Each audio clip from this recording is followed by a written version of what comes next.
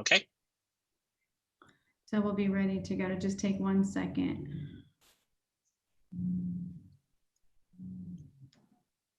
Mine says you're streaming. Okay, yeah, mine says it's ready to, oh shoot, ready to go. Okay. Mine says you're streaming. Okay, thank you. Yep, mine says it's ready to, oh shoot, ready to go. Cool. Okay. So I will get ready to call this to order. So if everyone who is not currently speaking can put it on mute so we can get rid of our feedback and echo and such. Ready to go. Cool. So I will get ready to call this to order. So if everyone who is not currently speaking, so we can get rid of our feedback and echo and such. Someone has YouTube on really loud. So I will. Are we good now? Okay, that's better. Okay, the time is now 6:30 p.m. on June 2nd, 2020, and I'll call this meeting to order. First order of business is the Pledge of Allegiance. If everyone could recite the pledge. I pledge allegiance to the flag Of the United States of America. and to the republic For which it stands stands, Nation one under nation, one under nation, God, under God, indivisible, indivisible, liberty and justice for all. liberty and justice for all. Okay, next is roll call, please. Mayor Lofgren. Here. Mayor Pro Tem Ott. Here. Trustee Doherty. Here. Trustee Jeffrey. Here. Trustee Morris. Not that I'm answering the roll call. I'm sorry. Did I mess this up? No. Oh, okay. I heard something about roll call. Okay, Trustee Strock. Present. And clarification, I'm asking for Mae Westcott now or after we give her her oath? You can ask right now. Okay, Mae Westcott, Trustee Westcott. I'm here. Thanks. Okay, and our next order of business is our ceremony to swear in Trustee Westcott, which would normally be a little more formal than it will be today, and maybe we'll do something a little nicer when we have an in-person meeting again. But for now, we will just Trustee Westcott, if you could repeat after me as I read you the oath, and then when you get an opportunity at some point after today, you need to sign it at Town Hall with Linda so she can attest to it. So if you can recite after me, I, Mae Westcott, do swear. I, Mae Westcott, do swear That I will support the Constitution of the United States.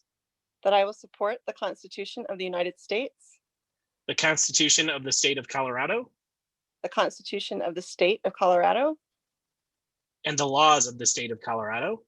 and the laws of the State of Colorado, And of the Town of Lochbuie. and of the Town of Lochbuie, And will faithfully perform the duties. and will faithfully perform the duties Of the Office of Trustee. of the Office of Trustee, Upon which I'm about to enter. upon which I'm about to enter, To the best of my ability. to the best of my ability. Welcome aboard. You are officially a member of the Lochbuie Town Board of Trustees. Thank you. Round of applause from everyone. Okay, so you are officially on, and I think we will do some kind of a little bit nicer and more formal thing, so you can do a picture in Town Hall and that kind of thing when we do get back to in-person meetings, assuming that happens in July. Before November, which may not happen. We'll see. Yeah, yeah. Okay, next item on the agenda is the approval of the agenda. Do I have a motion? I move to approve the agenda as presented. I'll second. I have a motion from Trustee Doherty and a second from Trustee Jeffrey. Roll call, please. Trustee Doherty. Yes. Trustee Ott. Aye. Trustee Westcott. Yes. Mayor Lofgren. Yes. Trustee Jeffrey. Yes. Trustee Morris. Yes. Trustee Strock. Yes. Thank you. And the motion carries 7-0. The agenda is approved. The next item on the agenda is audience business. Do we have anyone in our virtual audience tonight that wishes to speak? No. Let me see. I don't know who the 730 or the 303-720 number is. Let me just ask. Okay. Hi, the person who has the 303-720-8133 number. Are you here to speak for audience Yes. participation? This is Bob Krug with CSAFE. Okay, Bob, thank you. Then we're almost to your part. So I just wanted to make sure. Oh, and let me check with James. So, okay. And I assume you're going to talk during your presentation, correct, Bob? Yes, I wasn't able to hook up on my Mac where I have my attachments, so I'm just on my iPhone. Okay. Okay, thanks. Uh-huh. James, are you here for audience participation or just to watch the meeting? Well, probably a little both. I was going to comment on the ordinance, but I see the comment I was going to make, it's been tabled to July. So I can certainly wait until July, or I can certainly share this evening. It's your all's preference. And I'll actually respond to that really quickly. If you're fine with coming to the July meeting, that would probably be better. We're hoping to hear those things in person since we are hoping to be back in person on July 7th. And we are certainly more than interested in any input from anyone in the community before we take final action on that. That sounds like a deal I can make with you. I'll see you July 7th then, but I'll hang out for the rest of the meeting. Cool. Okay. Thank you very much. And then we didn't have any, I didn't get any emails or previous comments to tonight, so we're good. Okay. So with those comments, we'll move on to the next item on our agenda, which is the consent agenda. For the benefit of the audience, tonight's consent agenda includes two items: the June 2nd, 2020 payment approval report in the amount of $174,102.33, and the May 19th, 2020 meeting minutes. Do I have a motion? I move to approve the consent agenda. Second. Okay, I have a motion from Trustee Jeffrey and a second from Trustee Doherty. Roll call, please. Trustee Jeffrey, Yes. Trustee Strock, Yes. Trustee Ott, Yes. Trustee Westcott, Yes. Trustee Morris, Yes. Mayor Lofgren, Yes, Trustee Doherty. Yes. Thank you. and the motion carries 7-0. The consent agenda passes. The next item is action item 8A, the presentation on Colo Trust, CSAFE, and CSIP. I'll let Ms. Rademacher do the intros here. Good evening, Board of Trustees and Mayor. This is a continuation of us trying to get our financial situation in our house in order a little more. On May 19th, we passed, or you approved, the investment policy. And this is just a continuation in the next step of the process.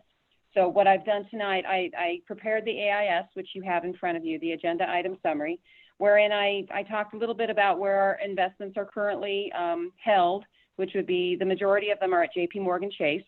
And then we have about 1.7 million at Colo Trust currently.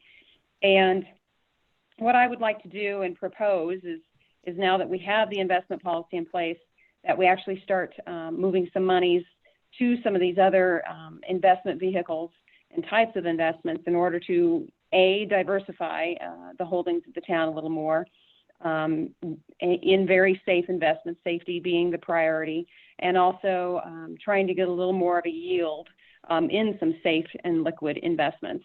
And right now, I think one of the best ways to do that would be to take advantage of the investment pools that are a legal, unauthorized way for publics to put their deposits. So tonight, I've invited the 3 investment pools that are currently exist in the state of Colorado. And we, right now, as I said, we do have holdings with Colo Trust already, but I did invite Brent Turner. He'll be doing a presentation about Colo Trust. And then I'm also asking Bob Krug from CSAFE to present, and then Chris Blackwood with CSIP will present. And I'm not recommending one over the other. I'm actually recommending that we open accounts at each of these institutions in order to diversify the money a little more. They're all very good investment pools, and I've worked with them all in the past.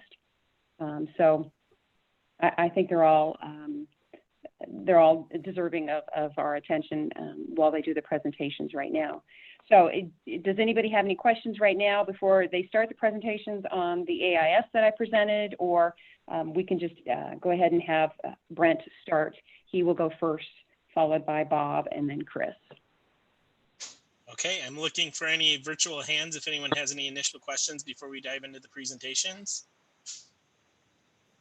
I am seeing no virtual hands, so whoever you would like to present first, we can go ahead and do that. Hey, Mayor Lofgren, this is Brent Turner. I'm going to go ahead and go first. Thanks a lot, Denise, for coordinating this and putting it together. And Linda, Steve, good to see you guys on video. And thanks for giving me the opportunity to put this suit jacket on, make sure it still fits. Appreciate that, but I'm going to share my screen with you guys here.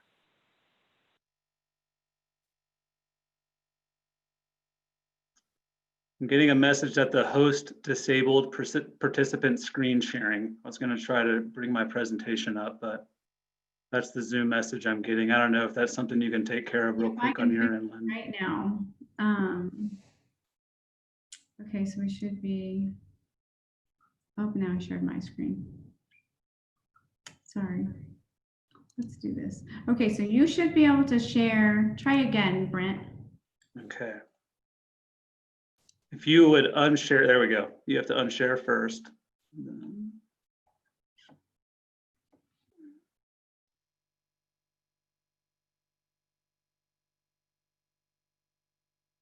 How are we looking? We can see it, or I can see it. All right, great. Like Denise was saying, the town of Lochbuie currently has an account with Call Trust. Actually has since 1988. Went back in the old participant files. I don't know if the name Mayor Jim Massey means anything to you guys, but it was his administration when that was in place when they opened the Call Trust account. So I'll make this, I'm going to try to keep it between 7 and 9 minutes, barring any questions that you guys have. You know, just want this to be an open dialogue. If at any point you have any questions or your curiosity is piqued, don't feel like you have to wait till the very end. Certainly want this to be more of a informational session for you guys than, you know, me kind of lecturing you about what all Call Trust can do for you. So we'll just start with the introduction here. The purpose of Call Trust is to provide all Colorado local governments with a convenient short-term investment opportunity to optimize interest earnings while maximizing safety and liquidity. Call Trust operates in accordance with the safety liquidity yield hierarchy. Safety always first. Over 35 years of operation on behalf of Colorado's local governments, it's never once broken the buck nor failed to meet a client's redemption. It was established in 1985 in accordance with the Pooling Act, which is Colorado Revised Statute 24-75-6. It allows Colorado local governments to pool their monies together to take care of those, or to take advantage of short-term investments to maximize their net interest earnings. I think a really good place to start, kind of a building block conceptually for understanding of the local government investment pool, is that it's governed by your peers. So the local government investment pool at Call Trust, we have a 12-person board of trustees, and it's a peer elected board. So every December we hold an annual election for the terms, or 3 of the terms come up, and they serve 4-year terms. And they're comprised of multiple different local government types. You can see we have school district, municipality, county, and special district representation. And these are the individuals who are your local government peers who are currently serving on the Call Trust board. And they're ultimately responsible for approving any changes to the investment policy at Call Trust, anything with the indenture of trust. Now, you guys don't have the Call Trust indenture of trust before you tonight because you're already a participant, but in your board packet, you do have the indenture of trust for CSAFE and CSIP. There's a similar document for Call Trust, and when you pass the resolution authorizing participation, you're essentially adopting that indenture of trust. So the indenture of trust is governed by these boards of trustees who are comprised of local government finance officers. So Call Trust offers 2 different funds. The town of Lochbuie is in Plus, which is the one that's outlined briefly here at the bottom of the page. Total assets under management for Call Trust as of the fund close today was roughly 10.6 billion. 9.7 billion of that is in the Call Trust Plus fund. The remaining roughly 950 million is in Prime, which is more of a kind of government-only fund, you're going to see a delta of about 30 basis points of yield between the two, with Plus being on the higher side. Both of these are mark to market daily and seek to maintain a stable NAV of $1 per share. And as I mentioned earlier, College Trust has never broken the boundary of that $1 stable NAV. And both are rated AAA by Standard & Poor's Global Ratings, which is the highest possible principal fund stability rating that Standard & Poor's offers. And it's a reflection of the credit quality and strength of the portfolios. Be a good time to pause and see if anybody has any questions or just anything that I could clarify. I will check my virtual hands here. All right. Not Seeing sure I none. know how to raise my hand. Do you have a question, Larry? Go ahead. Larry? Yeah, could you explain this dollar per share NAV just a little bit?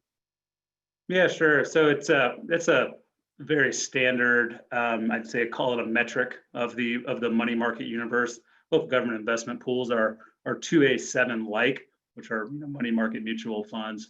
And so that dollar per share is a way of kind of measuring the stable value of all of the assets in that pool. So you get your stable NAV at the end of each day when you add up your assets and you subtract any liabilities, including fund expenses. And if it stays within a certain threshold, then you're at that stable NAV of $1 per share. So when you're investing in College Trust, you're making an investment, it's not a deposit, right? And so you're in effect buying shares of College Trust, and each share is worth $1. And then each day dividends are applied or interest accrues daily to that dollar per share, which is reflected in the yield. So basically you're saying it's always worth $1 or more. It better be. Well, right. I kind of wonder sometimes. Thank you. Yes, sir. Thought I'd include the Standard & Poor's pool profiles.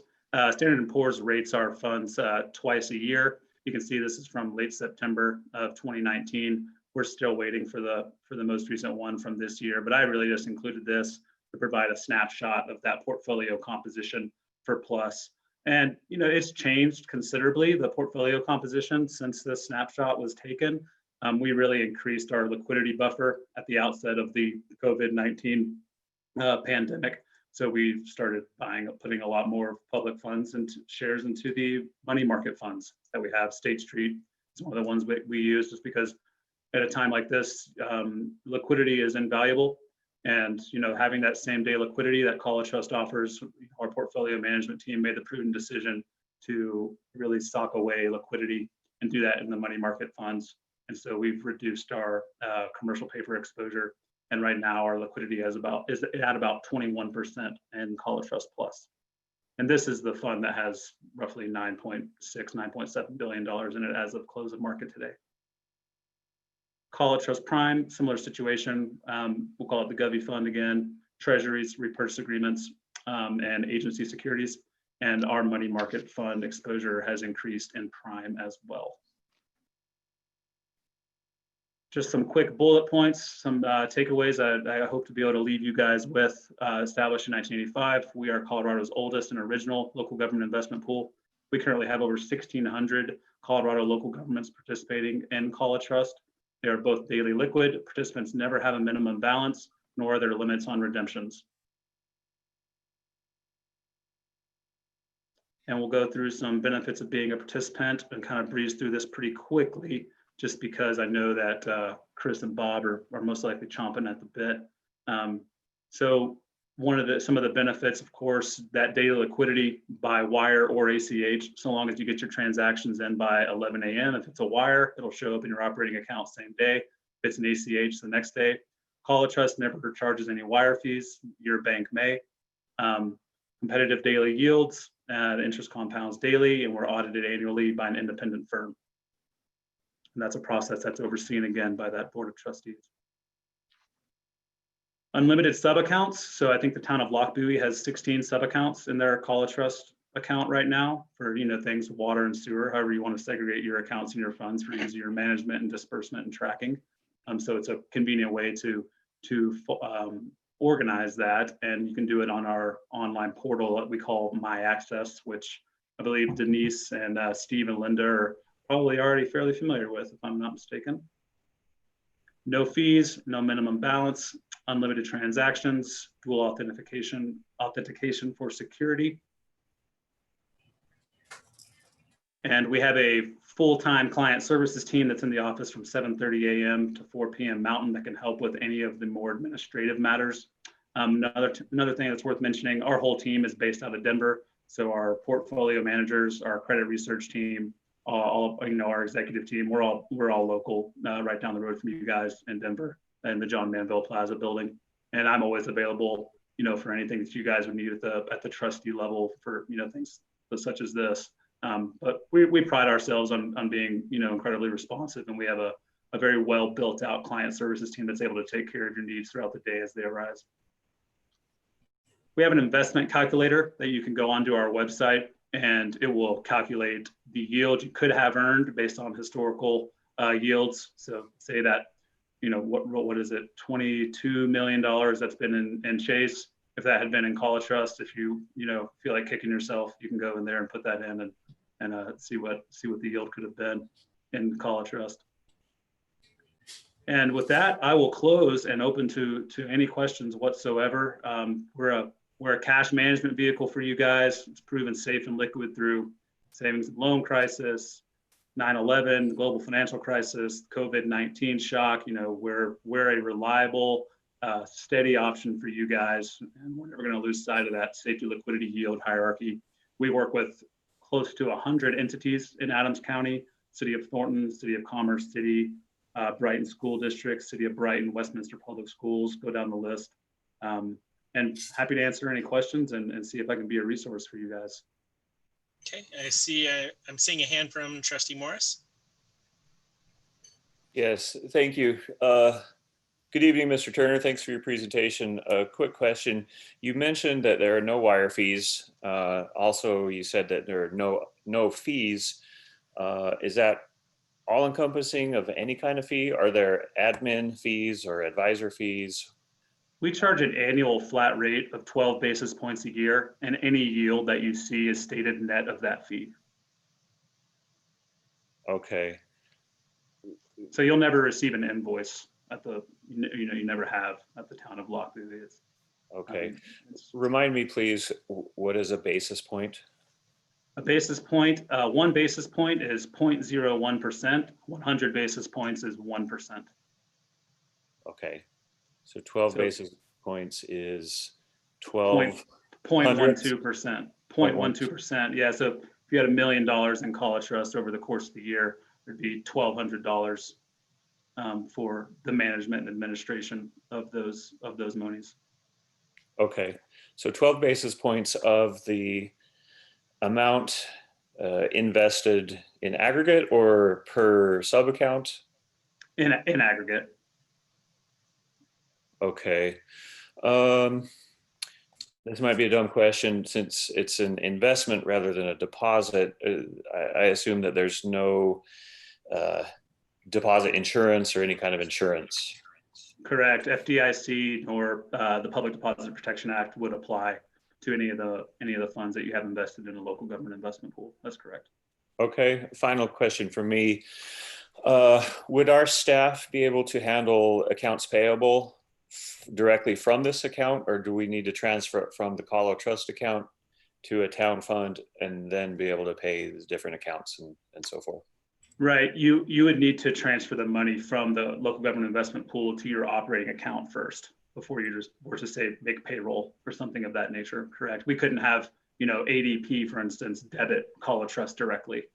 Yeah. Okay. Thank you for the information and thanks for answering my questions. Yes, sir. Of course. Okay. I see Trustee Strock's hand. Yeah, I had a quick question here. So I took a little time and looked at your second quarterly reports for this year and for last year, 1 year ago. So on your Colorado Plus a year ago, your 7-day yield was 2.5189, and this year it's down to 0.57. Now that's 2 full points that it's lost in the last year with the economy the way it's been, And I've seen that Colorado Prime has pretty much lost a full 2 points also. So my concern might be this economy is not going to straighten itself out here when we let everybody out of their houses. It's going to take a year or two and maybe even longer. So, I mean, what are your feelings that between now and a year from now that 0.57 in a 7-day yield is going to be even half of that or even less? You know, I've been writing the chairman of the Federal Reserve every day, asking him what he's going to do with interest rates over the next year. He hasn't responded yet.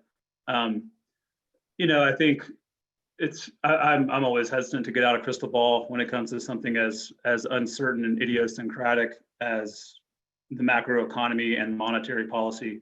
Our portfolio management team certainly is not forecasting the Fed raising rates at any time soon. And this being a local government investment pool, it's certainly, you know, very sensitive to the federal funds rate that the Federal Reserve sets.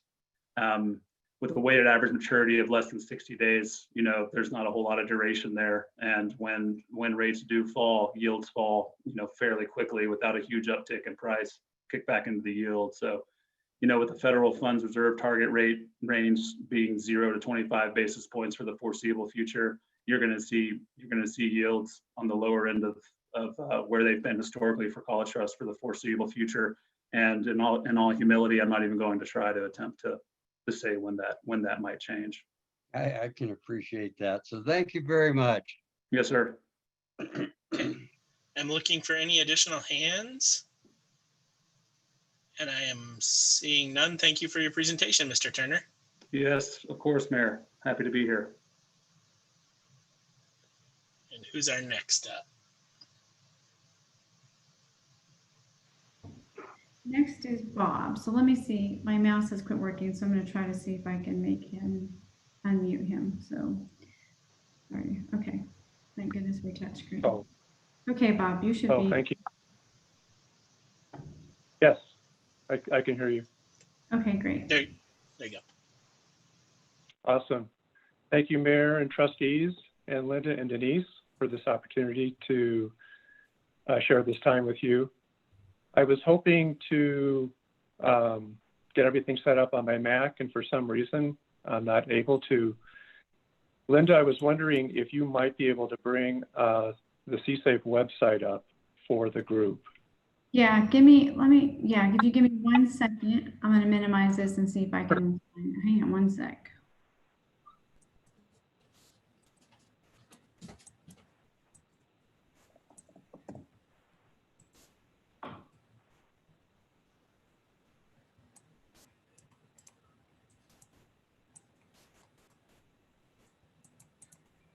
Okay, let's see if I can share my screen. I think I got it, and you can let me know if it's the right one here.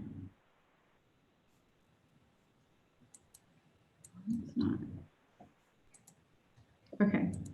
Does that look like the right website? Yeah, thank you. That's perfect. If you could maybe scroll down to the middle where it says who we are. Okay. Perfect. Okay. So with that, my name is Bob Krug, and I'm the Participant Relations Manager and Marketing Advisor of CSAFE. I've been privileged to be part of the CSAFE team since 1997. And as you can see where it says who we are, CSAFE was formed in 1988. We were the second local government investment pool formed in the state. And it was really with the idea of bringing some diversification into the pool space. We also are committed to the same commitments that Colo Trust and CSIP are, which include safety, liquidity, transparency, and competitive yields. We also have 2 funds.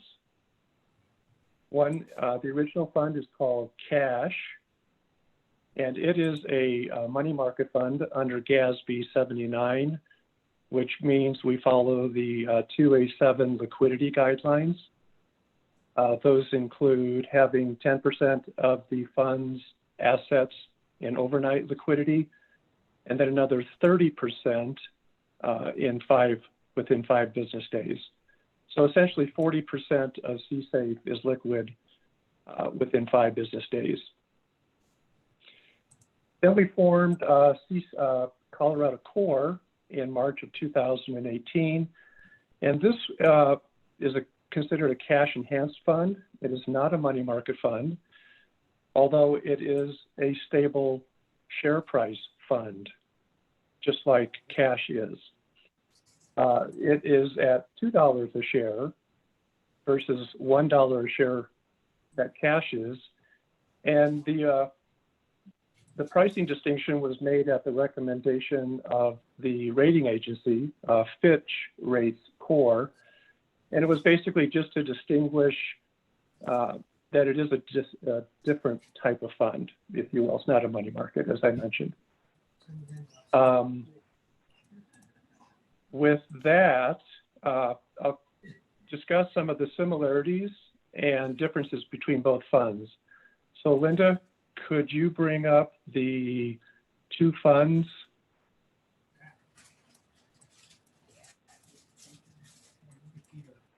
Sheet there.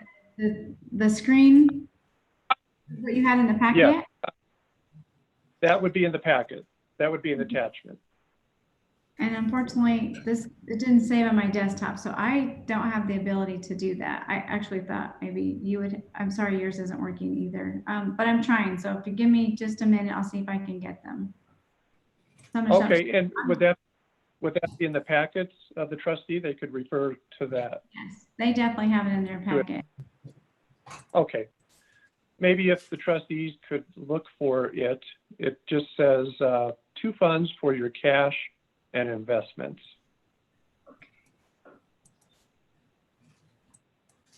And I'm going to look to see if I can pull it up here in just a second. Okay.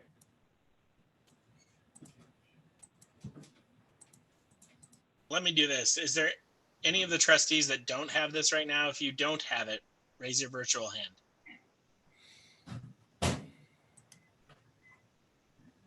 Yeah, it looks like everyone has it, so I think we're good to go forward. Okay, great. So today?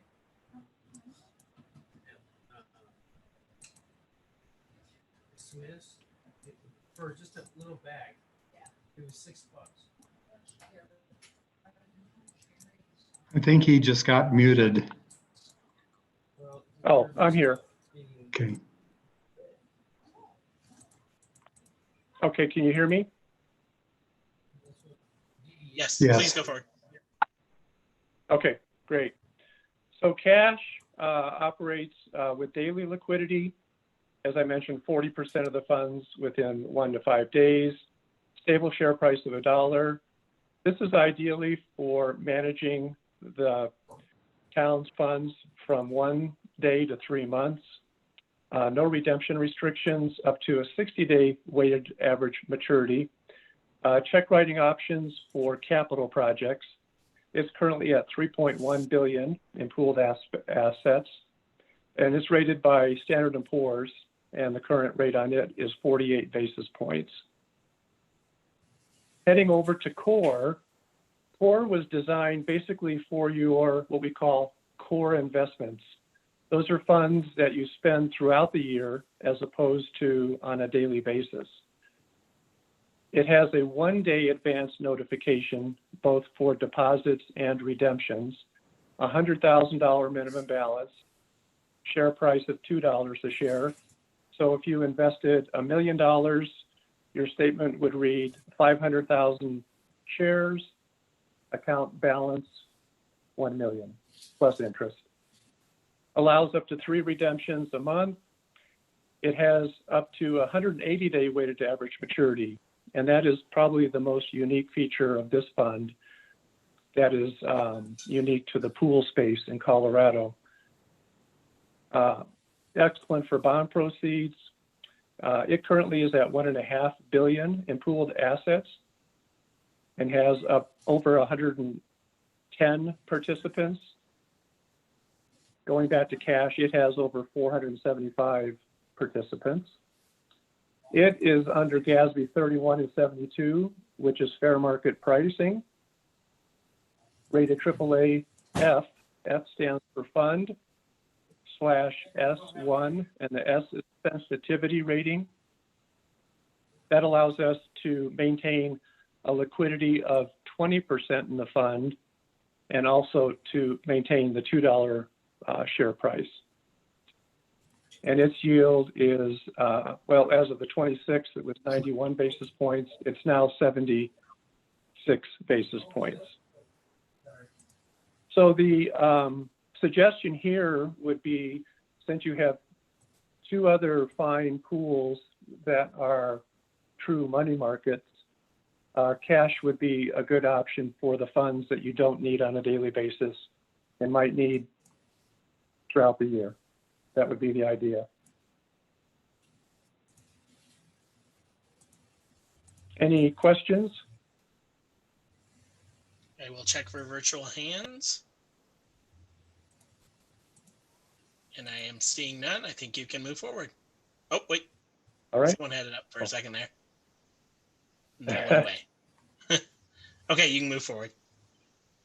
Okay. Oh, wait a minute. Wait a minute. Oh, there he is. Okay, go for it, Larry. Okay, thank you. Sorry, I'm kind of handicapped when it comes to this modern technology. So I realized when I looked at your quarterly reports also, since 19 to 20, you fell, you know, a point in the cash and a full point pretty much in the core things. So you didn't seem to fall as much as some of the others. And so I was kind of wondering what your reason for that might be. So in core, we have investments that can go out as far as 3 years. Those investments are actually floating rate. They're tied to the LIBOR or SOFR index. And it slows down the ability for the fund to drop. It's a more gradual dropping. The cash and the other money market funds have, they're limited to a 60-day weighted average maturity, whereas core could go out as far as 180 days. We're actually not that far right now. We're still actually under 60 days, but it's really based on the portfolio composition. That's what I would think it would be. So thank you. Oh, you're welcome. I think that was our only question so far, so you can move ahead. Oh, okay. I don't really have a whole lot more. We've, again, been privileged to service a lot of communities within your area. We too have a very stellar track record of maintaining the stable share price since inception, and have a great board of trustees. Those individuals are listed on the fact sheet that you have. Maybe we could finish with that.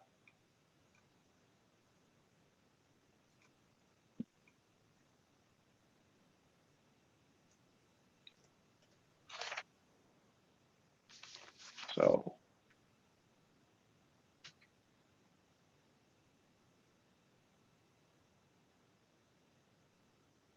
Board trustee. Did we Let me lose you? just get there real. Oh, there you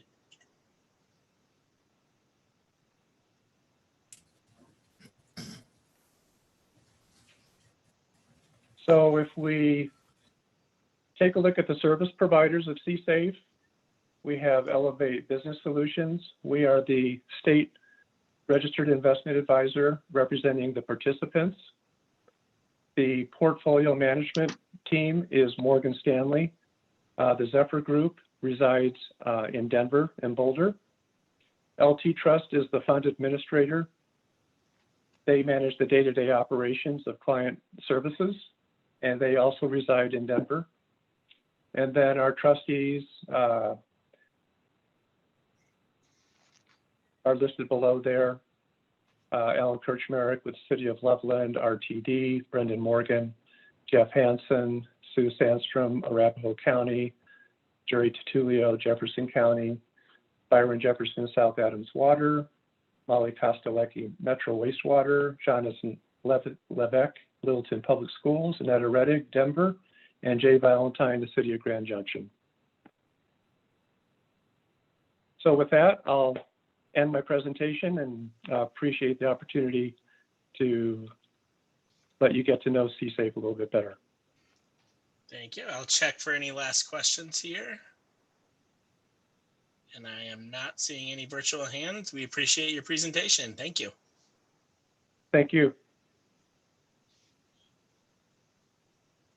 And then I think we had one more, right? We do. He's unmuted now, Chris. Okay, I'm going to go ahead and share my screen. Thank you. Okay, great.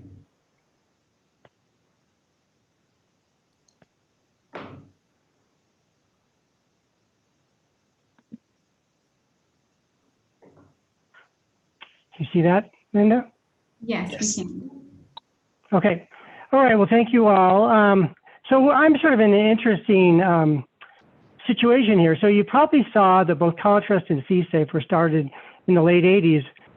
What you probably don't know, in the early 90s, there were actually 9 local government investment pools in Colorado. Some of them failed for different reasons. Some of them couldn't get enough assets. And eventually, by the mid-2000s, there were only 2. And I've been doing this for about 30 years, helping government entities invest funds. So, I was approached by a number of governments in the state to develop an investment pool with some features that the others didn't have. And so that's what we're going to talk about today is, why we created this, the Colorado statewide investment pool, how it's, can be actually used in conjunction with the other pools and how it's differentiated. So just to give you a quick snapshot of who PFM used to stand for Public Financial Management. We just go by PFM now. So we're the investment manager of CSIP. We're sort of a national leader in this area. We started the first local government investment pool in 1981 in Pennsylvania. We run 17 of them now in different states with different features based on the functionality required by under the state code. So our experience in this is very, very extensive. Nationally, PFM is a firm that only manages public funds and money for nonprofit entities. We're at about $153 billion of public funds under management currently as of the end of March. So, this whole sector of dealing with public funds in governments in Colorado is sort of what we do through our offices nationwide. Similar to the other pools, we have a board of trustees. I'm not going to read these through there in your packet. Again, representing different types of governments with different needs, whether it's a school district, a special district, a county. They all have different cash flow needs and investment needs that are applicable to each of the pools. The one thing that our fund is differentiated from a liquid pool, we have 2 funds also, which I'm going to talk about in a minute.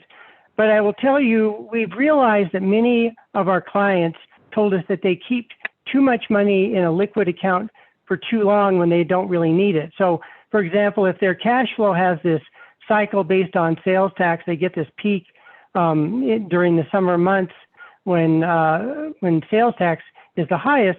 They had this liquidity surplus that they identified, and they said, Chris, what can you come up with an alternative way of investing funds to maximize our earnings within the constraints of this cash flow?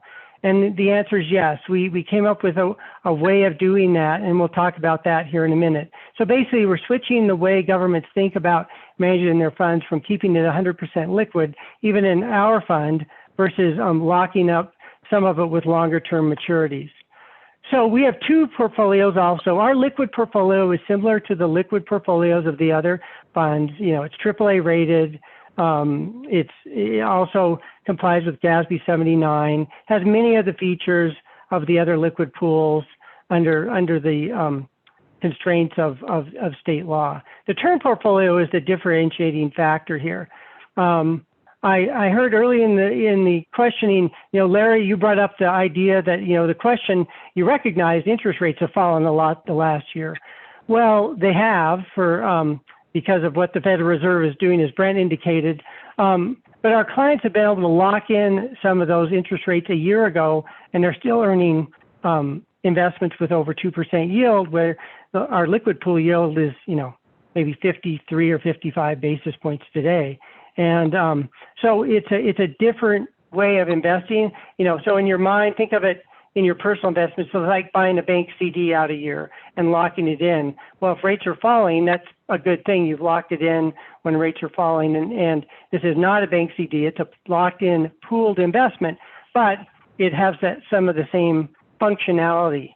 So these two accounts our clients have are all linked together. So when you have a maturity, it automatically rolls into the liquid fund. It doesn't require any work for the clients to manage that cash flow. And then we help strategically help them to decide how to lock in and what maturities they might select.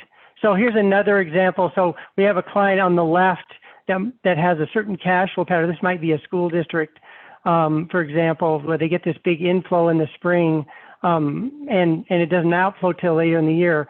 In this particular example on the right, they would have locked in an investment for a year in January, and then in April, they would have locked in another investment for, let's say, 7 or 8 months.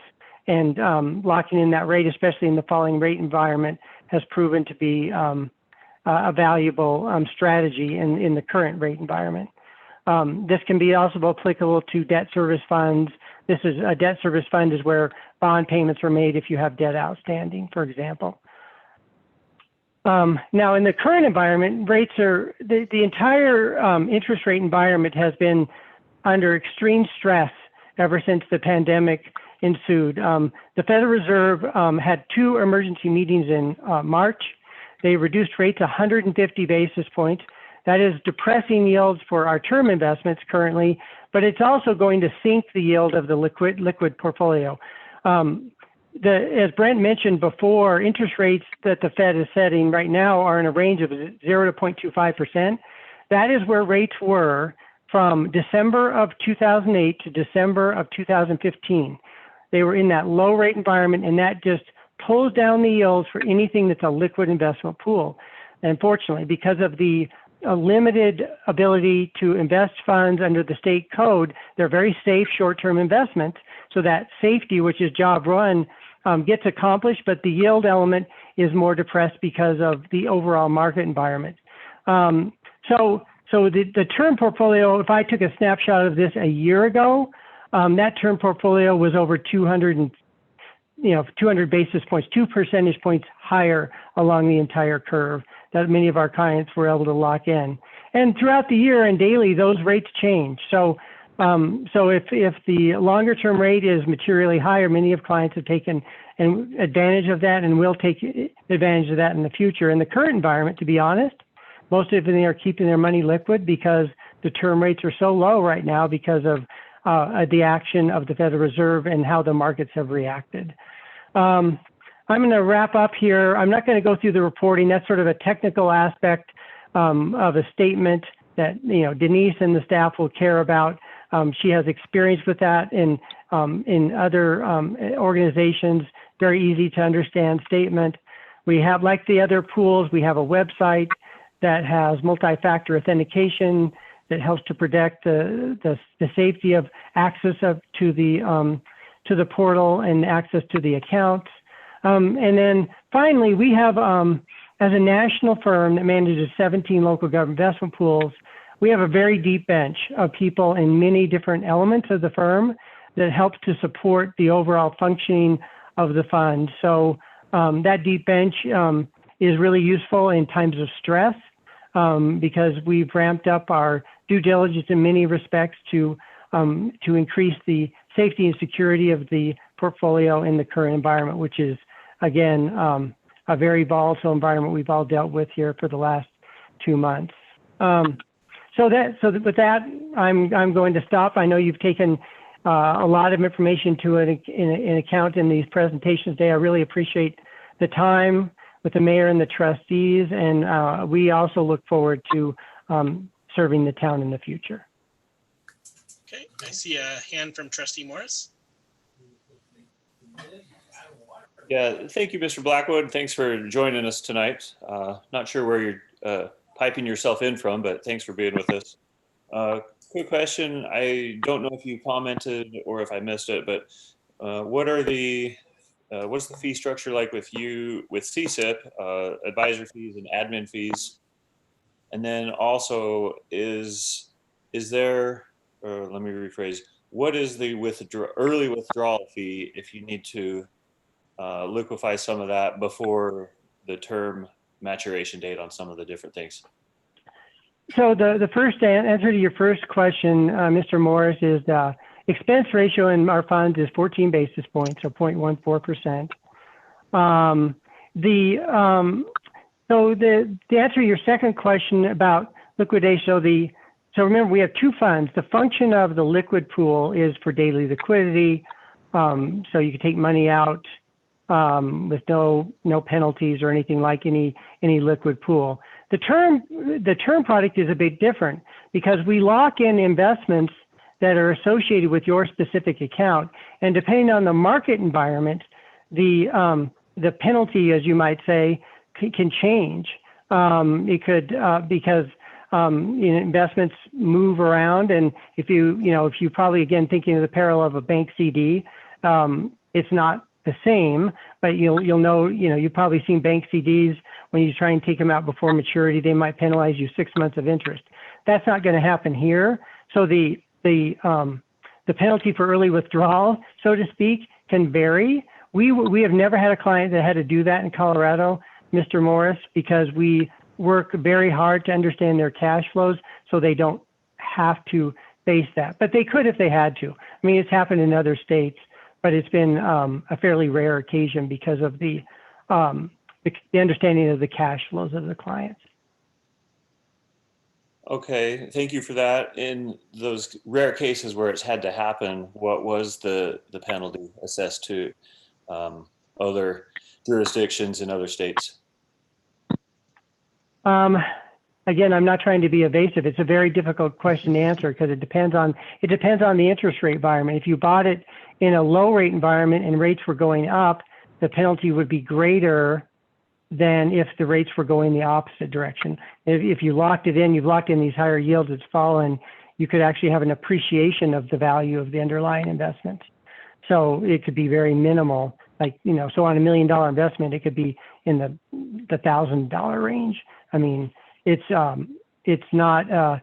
it's sort of the bottom line is it's sort of dependent on the overall market environment, because as interest rates fall, a bond increases in value, and when interest rates rise, it falls in value. So Mike, it depends on the timing when they bought it and what it was. It's not, it doesn't wipe out. According to people I've talked to in the firm, it's never like wiped out the principal. Like, it probably diminishes some of the interest earnings, but not the principal. Okay, thank you for your comments. That's all I had. Trustee Strock? Okay, well, I hope I'm not out of line here. You mentioned debt service. And when I look at this whole thing and all these different funds, we're putting our savings in and we're getting, a fair amount or a minimal amount of interest by leaving it there. But really what bothers me the most is when I look at the interest payment that we pay every year, say on our street bond. $157,000 in interest a year. It seems to me we should be trying to work to borrow enough money from ourselves and able to pay ourselves back and get rid of the high interest that our outstanding debt is. So we're worrying about a few bucks here and there on our savings, but honestly, I think the interest for the money we owe is killing us. And so I guess my question, you mentioned debt service. Does that fall into this category? Would you help us figure out? Mr. Strzok, the question you're bringing up is obviously a policy issue for the city. You know, when you have to make your payment on your bonds, the money flows into the city and then it flows out to investors. You make more like most bonds in Colorado, you have to make 2 payments a year, every 6 months. You make interest payments twice a year and usually principal payment once a year. That's the typical way municipal bonds work. For whatever the life of the bonds is. If you issued a 20-year bond, you're making 2 payments a year, the money flows in and out. So the point of the example I gave was there's a way to manage the money in that account very effectively to try and, again, help to reduce the overall cost to the city of paying their debt.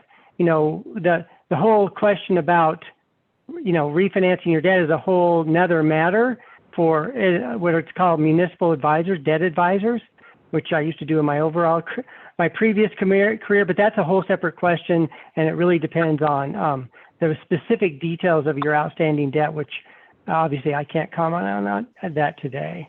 Certainly, I appreciate that, and thank you very much. Okay, looking for any further hands? Seeing none, thank you very much for your presentation, Mr. Blackwood. You bet. Thank you. Okay, and then I think I will turn the floor back over to Denise so she can give us any follow-up and then maybe discuss action items 8B and C, which I believe are related to this. And I just, unfortunately, Denise is having some issues. She can only hear the conversation, but she can't actually do anything, she said. I got a text from her. She's having some difficulty with her computer and her phone. So let's see, I'm seeing which she says she, then. so I apologize. But yeah, she's having some technical difficulty. Can you ask her really quickly if her preference would be for us to delay action on these to the next meeting then? Yes, let me ask her.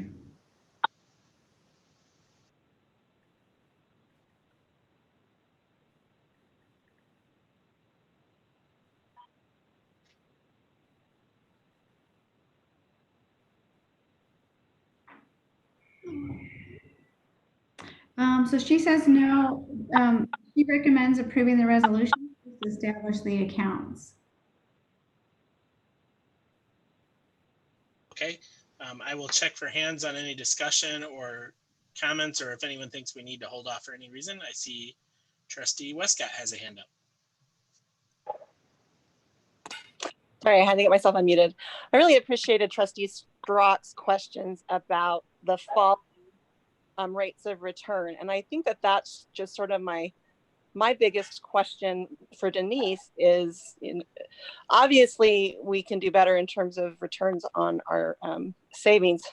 I'm just wondering about the timing of all this. Looks to me like, based on what we're seeing, that all of these accounts, with the exception of the bond account, the rates of return are continuing to fall. They haven't bottomed out yet from what I saw. And so I'm just curious as to what the investment strategy would be, given that the volatility that we're seeing right now in these markets. Yeah, I think that's a good question. This is part of my concern, is I have some of the similar questions, and I think until we have Denise available to answer them, I'm not sure that we're going to be able to take action on these tonight.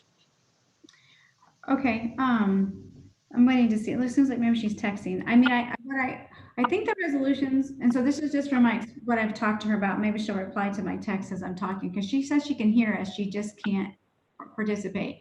The resolutions are just to establish the accounts and then not necessarily put the stuff there. And she's gonna, monitor where things need to go based on obviously the yields and all the interest rates and all those. But it is definitely more than we are getting in our savings account. So that I do know. The resolutions are only to establish the other accounts. I mean, we wouldn't put money in them until, she knew how things were going. And she must not be able to hear us because she's not responding. So however you want to do it's fine. I just know this is basically. Well, yeah, I see Trustee Strzok has his hand up. So I'll take the comments we can tonight, and then we can decide if we want to delay action after that. Trustee Strzok? I might be in favor of delaying action for right now. I would also like to know how much and where. I'd like to know how much money she plans to put into what funds, or how she would like to divvy it up. I see the whole thing as being a positive experience, but it would only help us, I think, a little bit more. So that's all. Thank you. Okay, Trustee Jeffrey. I pushed mute too many times. I feel like, looking through the documentation pretty closely, that I would agree with Clerk Blackston that investing somewhere definitely is better than just money sitting in a savings account. And I believe right now that, from what I saw from these presentations, there are places where you can invest with these folks where you may be getting locked into a threshold right now. And I recall a conversation like right towards where we were talking about how it's going to take a while to bounce back and get out of this whole COVID situation. So if this could potentially, like, I think time is of the essence, I guess, in short. Like, my fear is if we don't move forward and allow her to establish these accounts, clearly it's something she thinks needs to happen based on her conversation with Linda via text.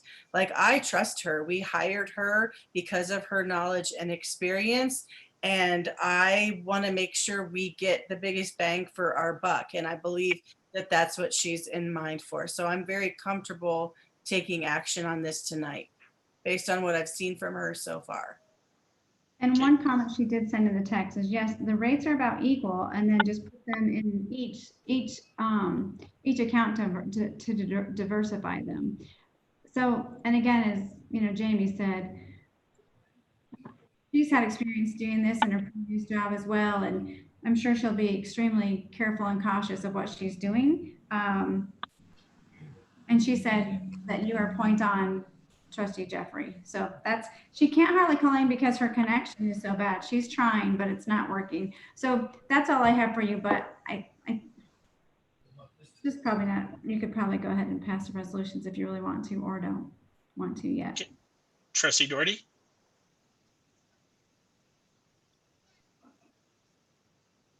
Trustee Yes. Doherty, there you go. Yes, You had your hand up. I don't. Oh, you did. Okay. Trustee Att.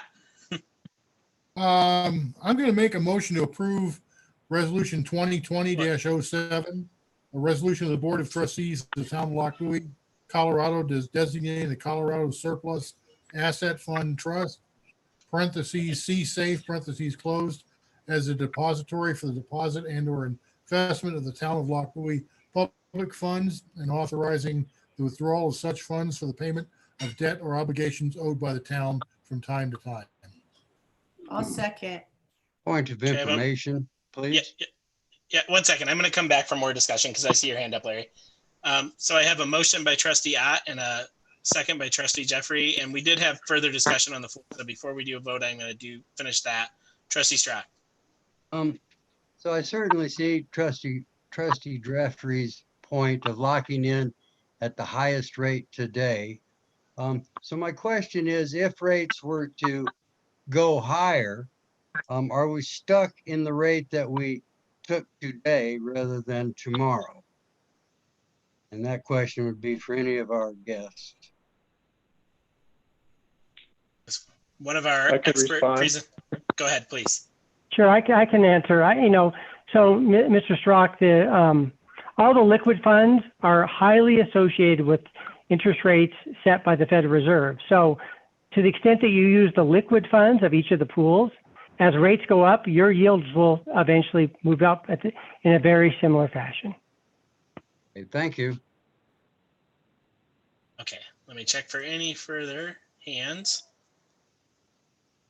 Okay, all of our hands are now done. And the only comment I had, I kind of echo everything. I would be fine delaying this. It sounds like some people are ready to move forward tonight, and I'm fine with that too. The biggest thing that I agree with Trustee Jeffrey on is this is why we hired Denise. We have a finance director because she's going to make these important calls for us and give us the information we need to make those calls. And it sounds like from everything Linda is sharing sharing to us from Denise, that Denise is more than comfortable moving forward tonight and thinks this is the right way to go. For that reason, I think I'm in support of moving forward tonight. Let me just check for any further hands. And I'm seeing none. We had a motion on the floor from Trustee Ott that was seconded by Trustee Jeffrey. Roll call, please. Mayor Lofgren, Yes. Trustee Strott, Yes. Trustee Doherty, Yes. Trustee Ott, Yes. Trustee Morris, Yes. Trustee Jeffrey, Yes. Trustee Westcott. Yes. Thank you. And the motion carries 7-0. There's a second related resolution. Do I have a motion? I move to approve resolution number 2020-08, a resolution of the Board of Trustees of the Town of Lockbowie, Colorado, designating the Colorado statewide investment pool as an investment vehicle for the Town of Lockbowie public funds and authorizing the withdrawal of such funds for the payment of debt or obligations owed, and authorizing the use of such other services provided by the Colorado statewide investment pool from time to time. Second. I have a motion from Trustee Jeffrey and a second from Trustee Strock. Roll call, please. Trustee Morris, Aye. Mayor Lofgren, Yes. Trustee Westcott, Yes. Trustee Ott, Yes. Trustee Doherty, Yes. Trustee Strott, Yes. Trustee Jeffrey. Yes. Thank you. And Denise texted and said, thank you very much. Okay. And the motion carries 7-0. And I'm sure we'll have follow-up questions for Denise, maybe at our in-person meeting when she will have a little bit better connection with each of us. So. Okay, next item is, and thank you to our presenters. You're more than welcome to ditch out of our meeting now if you'd like, or you can hang out if you feel like you want to do that. Our next item is. Thank you, Mayor and trustees. Thank you very much. Appreciate it. Thank you.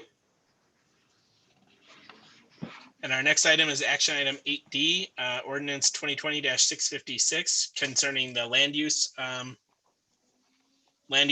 ordinance. And as you can see on there, the plan is to continue this to July 7th for two reasons. Mostly, we thought it would be a better thing to handle at an in-person meeting to the extent that we could. All of the interested parties seemed okay with that. As you all know, one of the interested parties has reached out to us in an attempt to discuss this further. And then working with them, staff decided we should push this out so that they had that opportunity to discuss with us. To the extent that any of you want to, you are not required to talk with the interested party. If you want to, make sure that you get back with them and do what you want to do. And the other reason is, since Trustee Westcott just got on board, we wanted to give her an opportunity to talk to Maureen and get up to speed on what is actually going on here, so that she's not flying by the seat of her pants on this. And I think she has a call scheduled to talk about this with Maureen at some point in the next week or so. So for that reason, I'm going to ask for a motion to continue consideration of this to July 7th, 2020. Make the motion to continue this until July. Second. I have a motion from Trustee Strack and a second from Trustee Ott. Roll call, please. Mayor Lofgren, Yes. Trustee Ott, Aye. Trustee Doherty, Yes. Trustee Jeffrey, Yes. Trustee Westcott, Yes. Trustee Morris, Yes. Trustee Strott. Yes. Thank you. And the motion carries 7-0. That will be on our agenda for July 7th. And I think it's one of our few items that night. So it should be a short or long meeting, who knows. Next item is discussion item 9A concerning matching funds for the I-76 project and the Trails project. Mr. Steen. Thank you, Mayor. So just as a quick reminder to the board, this last year we worked with Dr. Cog and we worked with the Adams County Cog and the Weld County's forum. And so with through Weld County and Adams County, we had $750,000 from each of those COG groups, as well as a match from CDOT for a project for signalization of the I-76 off-ramps. The town's match for that project was $200,000. So those projects are becoming, the funds start to become available on July 1st. And we first need to enter into a series of IGAs with CDOT to get those off the ground. We had our trail project started, but with the COVID stuff, the Region 1 office in Denver, we haven't been able to get with them to start the I-76 IGA yet with CDOT, but we're still working on getting that set up. So on the I-76 project, it's a big project. The town is $200,000. We also have, as part of the Lock Buoy Center project, they're doing a part of that agreement. They're providing a developer contribution to County Road 2 and some interchange improvements. There was a total amount. So I feel like that the I-76 project should move forward. The second project that we have a grant allocation is for a trail, which would start at County Road 37, would go west down the utility corridor, and it would connect over in, depending on the best connection on design, probably down through either Berkshire or Silver Peaks to get toward the elementary school, or go on down to County Road 2. But that has a local match of $450,000. And that's, again, those funds become available in July 1. We would need to finish up the IGA with CDOT on that project. And we also need then to start the design of that project. We probably have about $200,000 in, $175,000 to $200,000 in design cost we could incur for that. And I guess one concern is knowing that we have a little bit of a less carryover in our general fund this year. If we committed a $450,000 general fund and what amount we have in conservation trust fund, that may impact some of our street improvement projects that we would do then in 2021. So I guess the question is, does the board want to proceed with one or both of these projects? Okay, so I will open the floor for some discussion via Zoom raised hands. The quick thing I wanted to say first is, just to clarify, the I-76 project Steve's talking about is the signalization on the off-ramps of I-76 that we had gotten a grant for. In my view, that is an important project and we can't abandon it. I see it as kind of a completion of the County Road 2 project, making sure that entire section of road becomes safer for the community. I heard from, at the same time we were doing the widening and getting ready to do the roundabout, I heard from a ton of people that something needed to be done about those off-ramps. So I see that as essential. I love the idea of the trail project.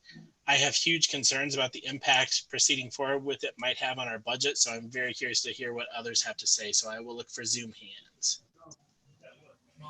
Trustee Ott. I agree with you, Mayor Lofgren. I feel we should move forward on the I-76 deal, but table the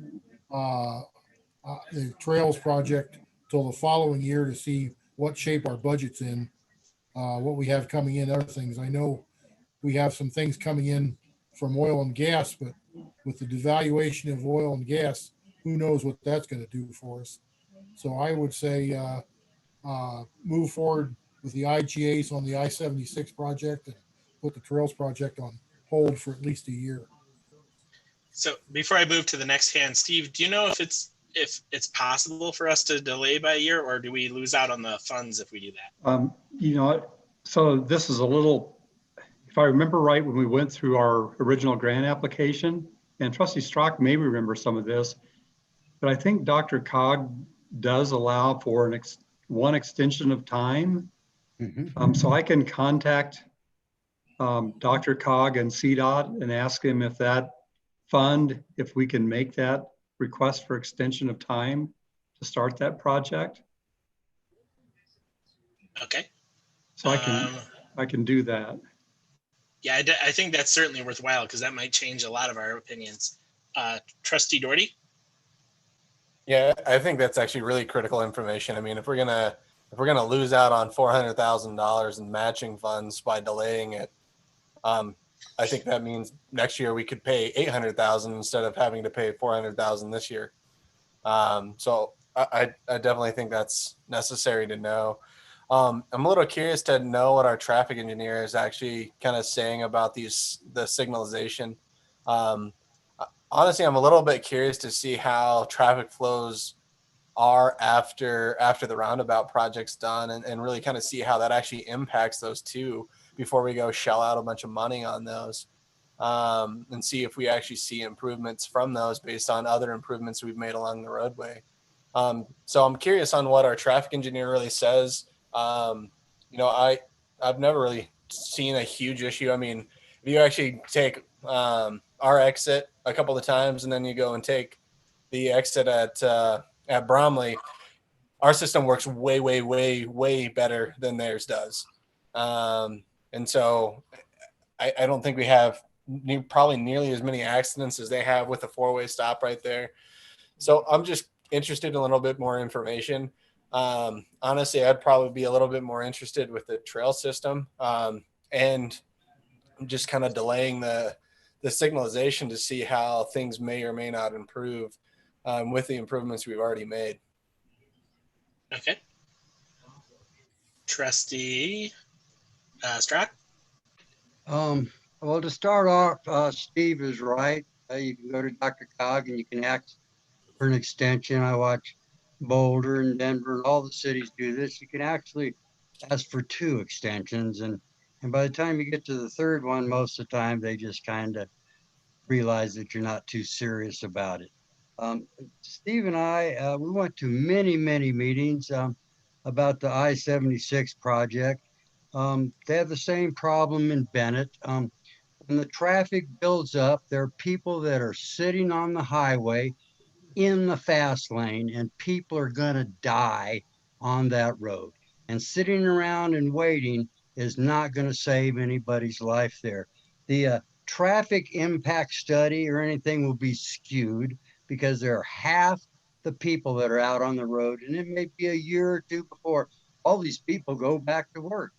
But when that system was working, people were stuck on the highway in both positions, and it was a deadly situation. And I think that's why we pushed as hard as we could to get that. So I think that project should be number 1. If you remember when Marty Early was on the board, she made a big stand about making sure that we had a sidewalk that went from one end of town to the other, which we will have on 2 for now. And that's an adequate trail system. Trustee Morse made a good comment the other day. We have the trails behind Berkshire. The kids can cross the Spear Canal in Berkshire, and they could actually cut a little trail to the school. I'm surprised if they don't have one now. But we do have a trail system on 2 once all the sidewalks are completed. It'll tie a lot of the town together. But to wait on the 76 project or to turn up our nose at a $1.5 million that we're being offered for that project is silly. And the reason for the whole thing is we have citizens that their lives are at stake. And so I think that's a priority of the whole comment. So thank you. Okay. Trustee Jeffrey? I really am curious about finding if the trails project could be pushed or not. I mean, I think it's great that both are grant opportunities. I think some very good points have been raised, but I think I'm not ready to give direction until I have a little more information. Thanks. Okay. Trustee Doherty? Yeah, I guess back on the I-76, I definitely understand Trustee Strock's point about traffic backing up, but I guess I'd like to understand why we're spending twice that much to do both sides. Because I'm guessing the traffic never backs up on the exit coming from the north. So we're going to go and double the amount we're going to spend just because the other side needs it. Again, that's why I think we should, involve our traffic engineer. That's what they're paid to do, and understand this a little bit better and see what really he suggests on how we should proceed with that. I definitely agree that the east side is probably more pressing, but I think it's better to understand that. Okay, Trustee Morris.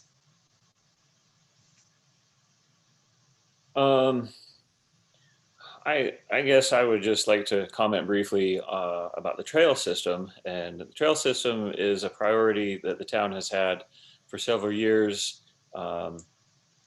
Maybe not exactly in this particular rendition, but at least trails and walkability and connectivity have been very important. They're important parts of the comprehensive plan that we came up with a few years ago. It's something that we've been looking at and trying to accomplish. And if we were to forfeit that grant money, then I would suggest that we find a way to move forward with it. Even if we are able to defer it or delay it, I would like us to find a way to move forward with that project in some capacity. If we have to scale down what we accomplished this year or in the next 6 months, I don't want to abandon it at all. I personally feel very strongly about the trail system. Likewise, the signalization project is important, and I appreciate Trustee Doherty's comment. And I guess that brings up a question: was the signalization supposed to be for both sides of it? Yes, That's and correct. yeah, go ahead, Steve. That's correct. And CDOT is a partner in this project. So they reviewed this. Jeff Ream, who's our traffic engineer, thinks this project is a priority project for us to do. Okay. I guess in conclusion, my opinion is that we place great emphasis on both of them and and find a creative solution or workaround to move forward with both. If that means delaying action for a few months till we get closer to the end of the year, so some of the costs could be rolled into the next year, or scaling things down, or maybe doing half of the signalization or something. But I think both are super important. Thanks. Okay. I have some repeat hands up, but I just kind of want to, so we try and get some resolution to this. I'm hearing about 6 people that are on board with get the I-76 project done. And Grant has some hesitation. On the trails, I'm hearing a lot of varying views, and that's fine. I'm in the same position that we should get this done. I guess the question, as we try and give staff some direction here, is what level of push do we want on the trail projects? It's a huge expense. It's $450,000, which probably means, as Steve indicated, we have virtually no road repair budget going into 2021. If that's a trade-off we're willing to make, that's perfectly fine, but we need to consider that as we're deciding what direction to give staff here. So let me check for hands. Trustee Strock? I think Steve had a good point. I think you should go to Dr. Cog and ask for a 1-year extension on the trail system. That keeps our money in place. It keeps all the work that staff has done in place. At the end of that year, if we're in good shape, fine. If not, I think we should ask for another extension. That'll put you into 2021. I don't think we're going to be the only municipality that's putting off their projects. Yeah, that's a good point, right? For the next couple of years. Once you start that, there's also a waiting list. Maybe we could, after 2 years, we could be moved to a waiting list. And after that year, you're up for tip again. So it's another transportation improvement cycle. So I think we're still in the ball game as long as we don't tell them, no. We just ask for an extension for 1 year or 2 years. I asked for one, and then I'd hit them with another, and it's not unreasonable to see that happen meeting after meeting. So and I can follow up with a request for that I think that'd be great. tomorrow to see what our process is to do that. I'm sure they'd be agreeable to that. I can't speak for them, but I would vote for giving you an extension. I also would like to say that CDOT's been involved in this, and we have a traffic engineer that's involved in it too. So it's not like, we just made this thing up. So that's all I really want to say. I think it's an important project, and I think the trail is an important project, and so we should move forward on them both. That's all. Thank you. Good comments. I just wanted to add something since Trustee Strock, I and Steve went to a lot of these meetings when we first got these grants. And what I can tell you is the two big points I would make is the I-76 project, we fought tooth and nail to get because we were fighting with Adams County money for that. So the fact that we got that was hard to begin with. And I think turning our back on it might kind of hurt us with Dr. Cog going forward into the future, particularly with the Adams County segment of Dr. Cog. And the trail part came from Weld's money, and there was basically no fight over that. So the reason we got that was mostly because a lot of other Weld County municipalities just didn't try. And I'm not saying that to say it's not an important project so much as to say there's one that we could probably ask for an extension on a lot easier than the other without getting a lot of pushback. So next hand up was Trustee Ott.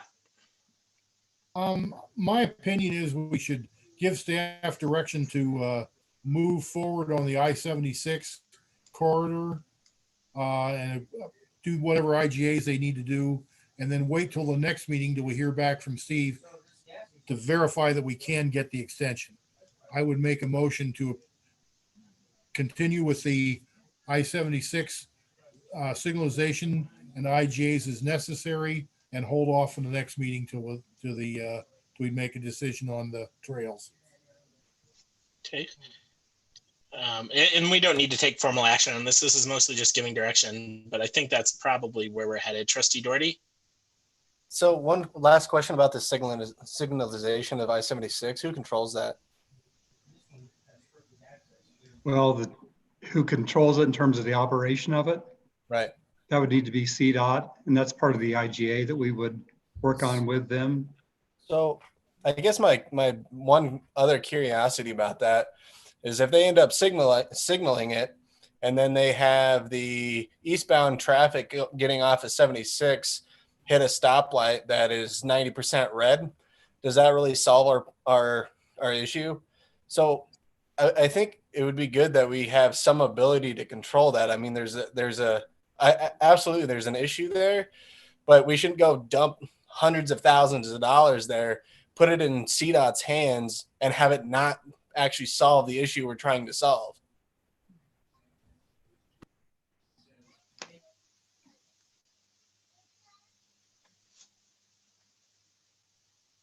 Any response to that, Steve? I don't know. Yeah. I mean, I think it might be helpful just to have Jeff come in and give us an update on why he suggested this solution.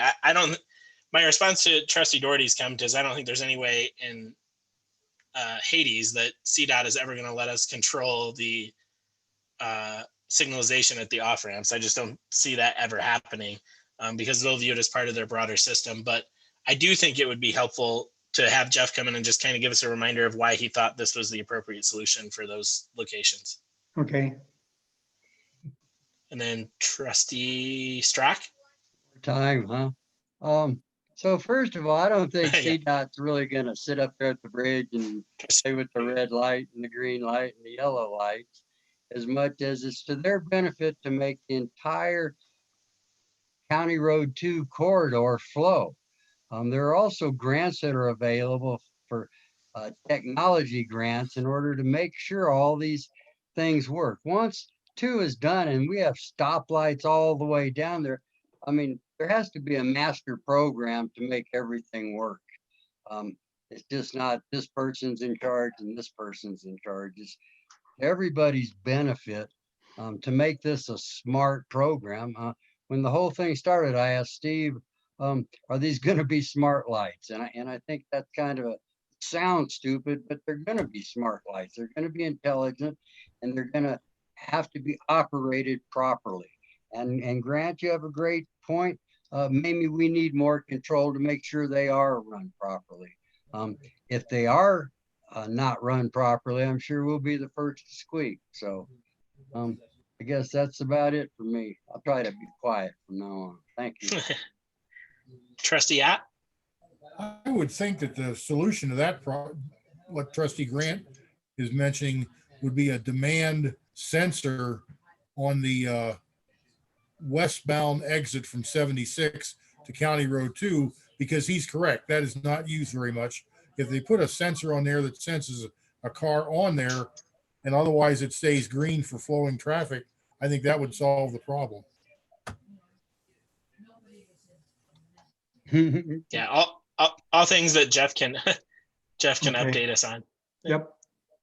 And Larry raised his hand again. I swore I wasn't going to do that, but we got it. We must think, we could have a truck stop here before long, and a lot more trucks coming off that I-76 interchange. So, no.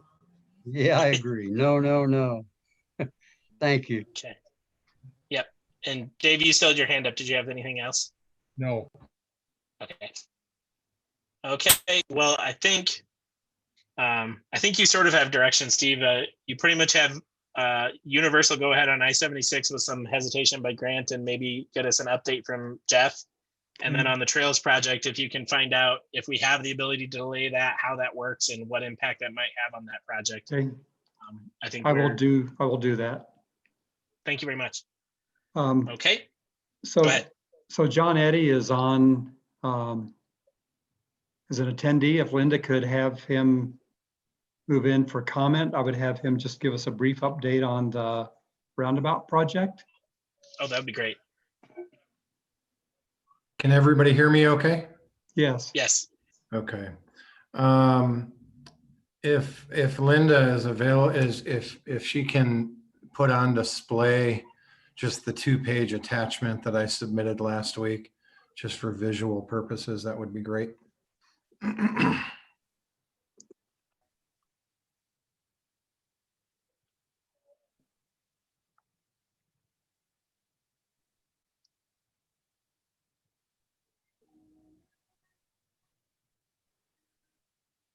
Yeah, that's it. If you go back to that right there.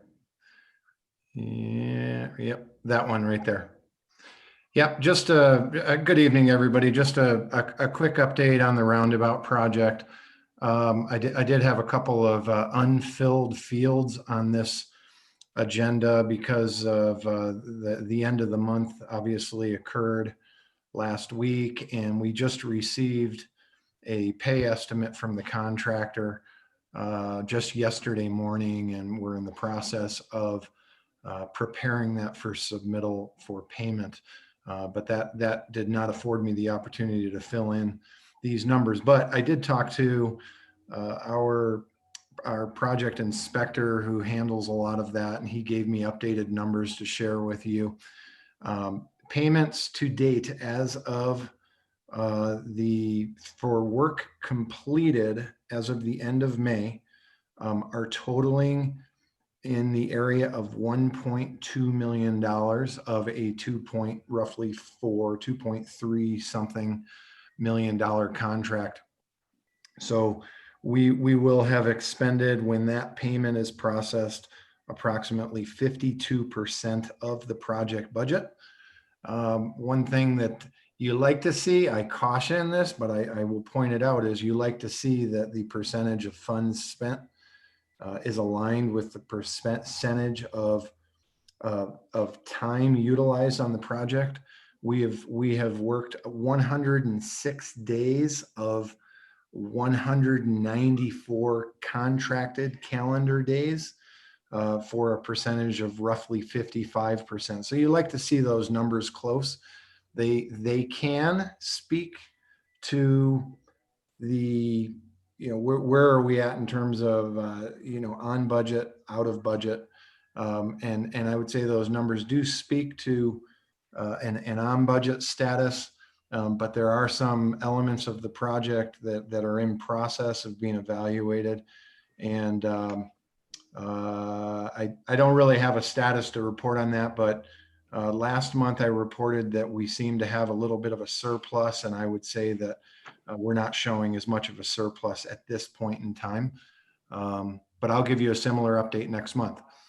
For those of you that may not have been on the call last month, the original contract time when the project was awarded was 180 calendar days. We did have 2 change orders during the month of April that each of them added 7 calendar days. So that's why our new calendar day total reflects 194. And the anticipated completion date is slated for Friday, September 4th. That is the Friday before Labor Day. Key milestones to talk about very quickly. The most significant key is that we have completed phase 1 of the project as of last Friday. Traffic was placed, excuse me, traffic was placed in the phase 2 configuration, which I will show you in a bit here. And that happened yesterday, and reports are that traffic is responding smoothly to that change. The phase 2 is targeted for completion at the end of July, and then the month of August will be spent completing phase 3 of the project. Other notable items, obviously the weather's been good the last month of May. That always helps keep a project on track with schedule. And we always like to report that we continue to maintain 0 work zone traffic accidents in your town. So Linda, if you could just go to the next page.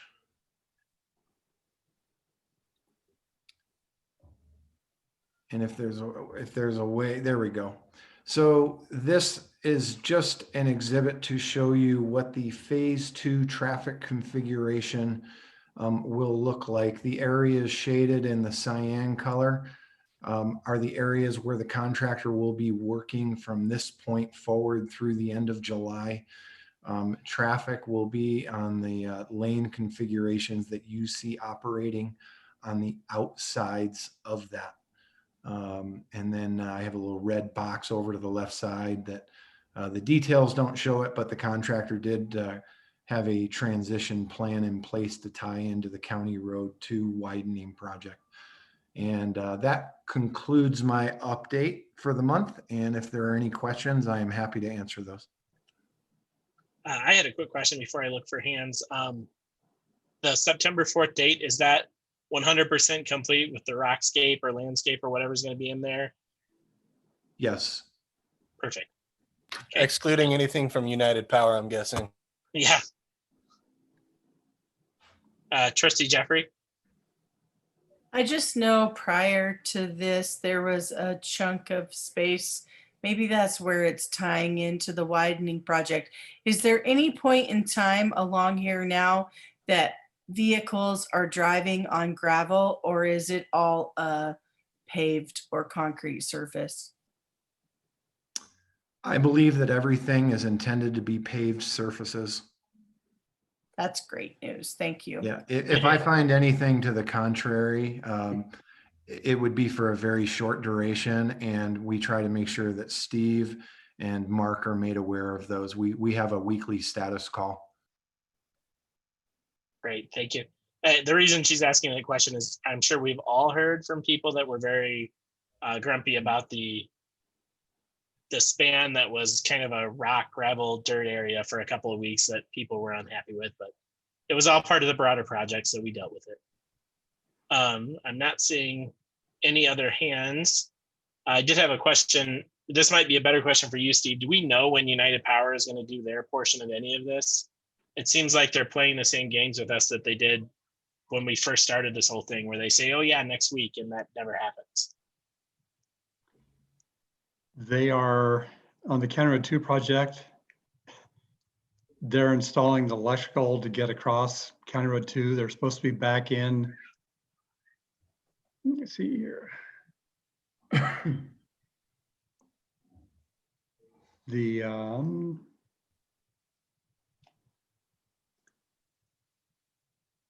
street lighting is supposed to begin after their power run is to the 7-Eleven crossing County Road 2.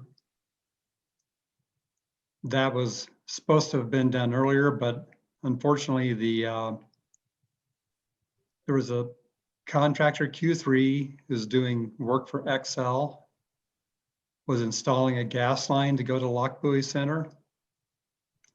And when they were out there doing that, they ended up cutting the conduit that was supposed to be for United Power. Didn't tell anybody about it. They were gonna, quote, come back and fix it. So we've had exchanged a couple nastygrams with XL saying, your contractor cut this conduit out there, so they're gonna pay, you know, it had to end up being a cut in the road to get back to the conduit. So XL Energy or their contractor is going to pay for the repair work to do that. Yeah, that was pretty upsetting. A cut in the new road? So right on the edge of the road, yeah. Yeah, Q3 went in there and cut the conduit that was installed correctly and just went on and. Well, excellent. So. Okay. Well, yeah, so, Mr. Ed, so do we have any other? Go ahead. So United Power should be back on schedule to get that street lighting stuff project started again. Great. Okay. Any other questions for Mr. Eddy or Steve related to County Road 2? Oh, yeah. Mr. Johns has his hand up. Yeah. Yeah. Okay. I just wanted to mention to Trustee Jeffrey that currently all the traffic is being diverted onto the paved road. So no one is going anymore on that dirt surface because we were struggling with it. So, and as far as the electrical, United Power is just wrapping up their work, Ward Energy, on getting power over to the 7-Eleven. I'm anticipating, it sounds like they might start work next week on County Road 2. I'll know a little bit more tomorrow. Perfect. Thank you. Any other questions related to County Road 2 or the roundabout? Okay. Thank you, Mr. Eddy, for your update. Thank you, everyone. Okay. Next item on our agenda. Oh, the rest of Steve's report. So just a couple of quick updates. We did receive our capital credit allocation from United Power, and that was $5,395. And our water team is still looking at the Lost Creek water resource. The Blue Lake is trying to work with for a dedication to the town for their water rights. So we had a work meeting with our water team to discuss the impacts that this water resource may have on the town. If it's classified as a surface water, that means that our water treatment system would need to be modified. So that question goes back to the Lost Creek people, as if that storage, that surface storage that they have in the Lost Creek Basin, that can be eliminated. So it's just so it's piped all the way from the well. So those are some questions we're looking at. We're also looking at ways to bring the water line into our town treatment system, and when we may look at the requirements for a new water treatment plant to deal with that water and the additional growth for that.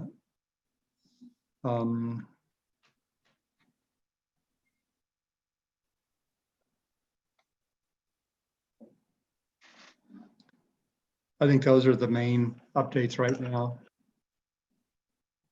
Okay, any questions for Steve on his updates or anything else? Trustee Strack? I just had one. So I thought that we were going to use the Lost Creek water up there at Blue Lake for mitigation rather than trying to treat it for at the beginning, since we don't have a plant. That is one option for augmentation, but there may need to be some other work in terms of getting a water court process to update our augmentation plan to use that water. Okay, all right. Thank you. Anyone else? I'm seeing no hands. Thank you for your updates, Mr. Stamey. Before we move to Mayor Trustee comments, any other staff updates, Mr. Johns, Mr. Click Blackston, Mr. On? I just want to mention that the town cleanup has been rescheduled for June. So I don't know if everyone's seen that, but it is rescheduled, and we should be able to go forward with it. Perfect. And I heard from a lot of very excited citizens that we got that rescheduled quicker than the fall. So thank you very much for that. Okay. Next item on our agenda is Mayor Trustee comments. Let's start on Trustee Jeffrey's end. I'm looking forward to us getting to meet face to face or less virtual, I guess. This is getting old, but I'm glad that y'all are staying safe and hope that your families are doing well. Mine sure is, and that I don't have anything official. Thanks. Okay. Trustee Doherty. I have nothing. Thank you. Trustee Ott.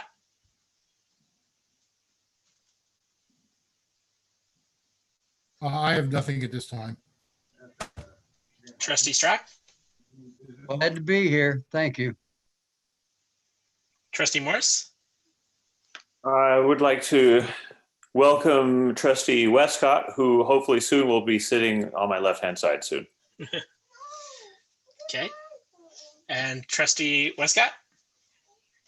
I don't really have anything other than to say thank you. I really appreciate the trust that you've placed in me, the opportunity to serve the town, and I look forward to the coming months. And a special thank you to the town staff. They've been super supportive in helping me to understand my role and figure out what I'm doing. So I appreciate that.